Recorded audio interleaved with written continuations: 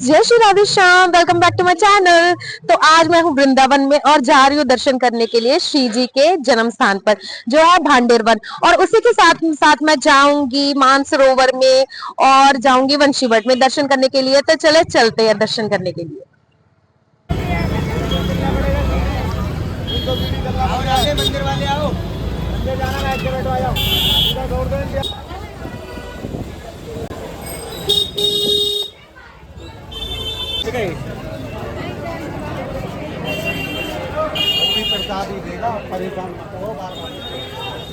तो गाइज मैं पहुंच गई हूँ बरसाना धाम और जा रही हूँ श्री जी के मंदिर में।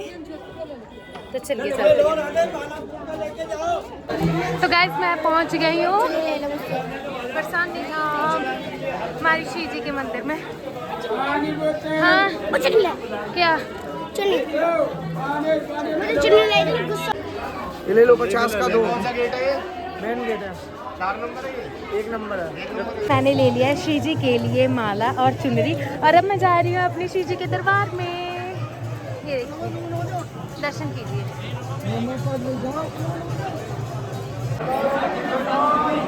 जय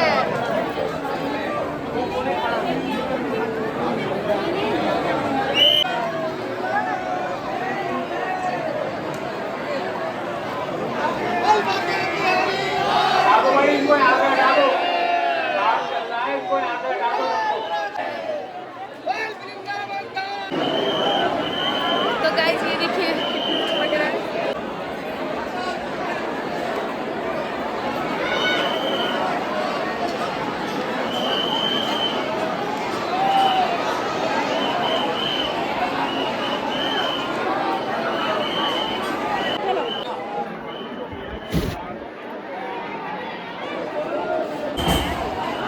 सामने में गेट है, आपके दर्शन हो गए हैं, आप सभी करते रहिए। गाइस मैंने दर्शन कर लिया अपने श्री जी के दरबार के और मुझे मिली है प्रसादी माला हमारी श्री जी की कृपा से। और उन्होंने इतना रंग दिया ना मुझे अपने प्रेम के रंग में, आप देख सकते हो इतना अच्छा लग रहा है, आप देख सकते हो। अब मैं दर्शन करके वापस जा रही हूँ। तो गाइज ये है नया रास्ता जहाँ पर हम वापस जाते हैं श्री जी के दर्शन करने के बाद। ये देखिए ये नया रास्ता है क्योंकि हमारी श्री जी की अटारी बहुत पहाड़ी के ऊपर है ना, तो इसलिए उन्होंने नया रास्ता खोला है क्योंकि यहाँ पर बहुत ज़्यादा रश हो जाता है, तो बहुत ज़्यादा धक्का मुक्की होती है, तो इसलिए इन्होंने ये नया रास्ता निकाला है। आप देख सकते हैं इसी रास्ते से हम जा भी सकते हैं और इसी रास्ते से हम वापस आ भी सकते हैं। तो इसलिए हमारे श्री जी को दर्शन करने के लिए 2 रास्ते हो चुके हैं। पहले तो वो पौड़ी स्टेयर्स वाला और दूसरा ये जो पहाड़ी के नीचे उतरना पड़ता है वो वाला, ठीक है। तो मैंने तो दर्शन कर लिया अपने श्री जी के और बहुत अच्छे दर्शन हुए, जैसे मैं काफ़ी खुश हूँ। श्री जी की अपार कृपा है। तो इसलिए अब हम दर्शन करने जाएंगे गोकुल। और एक और बात मैं आपको बताती हूँ, और मुझे श्री जी के दरबार से श्री जी की अटारी से मिला है प्रसादी माला के साथ साथ मिला है प्रसाद, और इसलिए मैं तो आज बहुत ज़्यादा खुश हूँ। तो ये देखिए बस मैं पहुँचने ही वाली हूँ नीचे। देन इसके बाद हम जाएंगे गोकुल और देखते हैं आगे कहाँ कहाँ दर्शन करने हैं। जय श्री राधे श्याम। बरसाने के दर्शन करने के बाद मैं पहुंच गई थी भांडेर वन में जहां हमारी श्री जी का जन्म हुआ था। गर्ग संहिता के अनुसार हमारे राधा कृष्ण जी का विवाह हमारे ब्रह्मा जी ने करवाया था। इसकी संपूर्ण जानकारी आपको जब हम भांडेर वन जाओगे ना तो वहाँ पर पूरी कहानी यहाँ पर लिखी होती है मंदिर के बाहर ही, तो आप उससे पढ़ सकते हो अच्छे से, जिससे हमें ज्ञान प्राप्त होता है कि कैसे हमारे राधा कृष्ण का विवाह हुआ था। पर कुछ लोग मानते हैं कि नहीं हुआ था, पर ऐसा बिल्कुल भी नहीं है। भांडेर वन ही ऐसा एक पवित्र स्थान है हमारे पूरे भारत में जहाँ पर हम देख सकते हैं कि हमारे राधा कृष्ण का विवाह हुआ था। और इसके बाद मैंने दर्शन किए थे महादेव के, जो हमारे राधा कृष्ण जी का मंदिर है उसी के साथ ही मंदिर है ये वाला, जहाँ पर हमारे भोले बाबा विराजित है। और साथ ही साथ हमारे यहाँ पर बलदाऊ जी का भी मंदिर है, जिनके भी हम अभी दर्शन करने जाएंगे। बलदाऊ जी का मंदिर भी भोले बाबा के बिल्कुल सामने ही है, जैसे कि आप देख सकते हैं। बहुत से लोग यहाँ पर दर्शन करने आए हुए थे और बहुत ज़्यादा बड़ा बाज़ार भी यहाँ पर लगता है।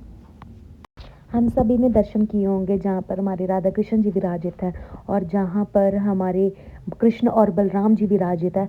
पर ये एक अनोखा एक ऐसा मंदिर है जो सिर्फ और सिर्फ बलराम जी को समर्पित है। यहाँ पर सिर्फ और सिर्फ बलराम जी का विग्रह स्थापित है। जैसे कि हमारे जो कृष्ण कन्हैया लाल है वो श्याम रंग के है और हमारे जो बलराम जी है वह गौर रंग के है। पर इस मंदिर में हमारे बलदाऊ जी वो श्याम रंग के हैं।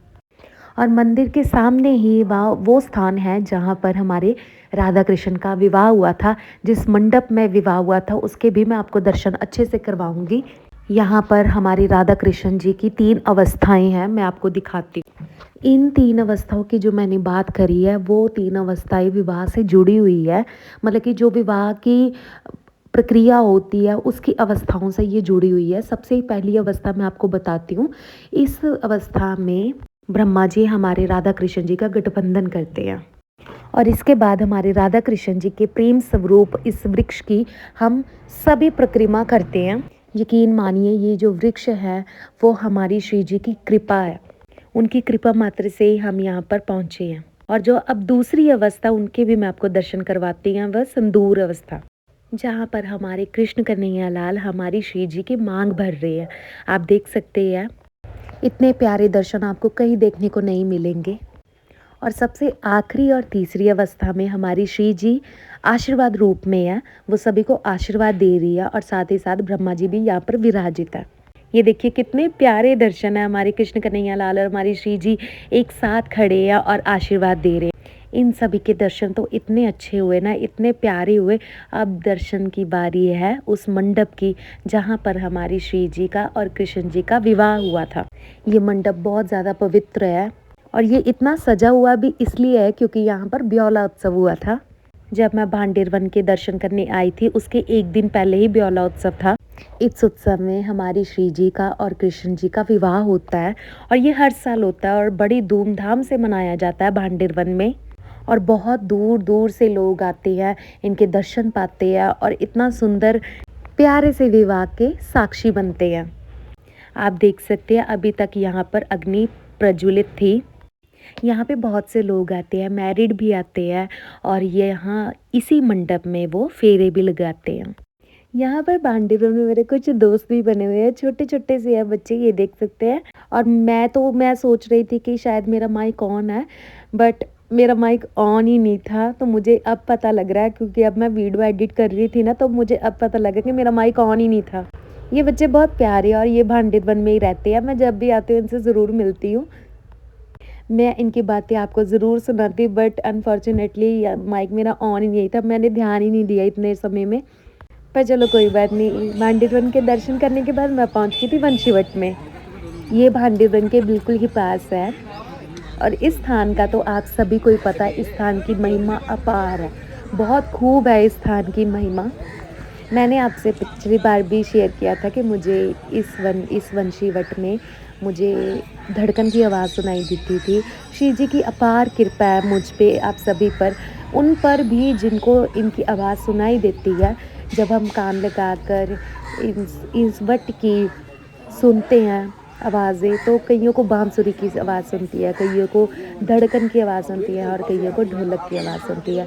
और इस बार भी मैंने श्री जी का नाम लेकर उनको याद करके अच्छे से मैंने अपना कान लगाया इस वृक्ष पर और मैं कृपा पात्र हूँ अपनी श्री जी की, तो मुझे इतना सुंदर ढोलक की आवाज़ सुनाई दी।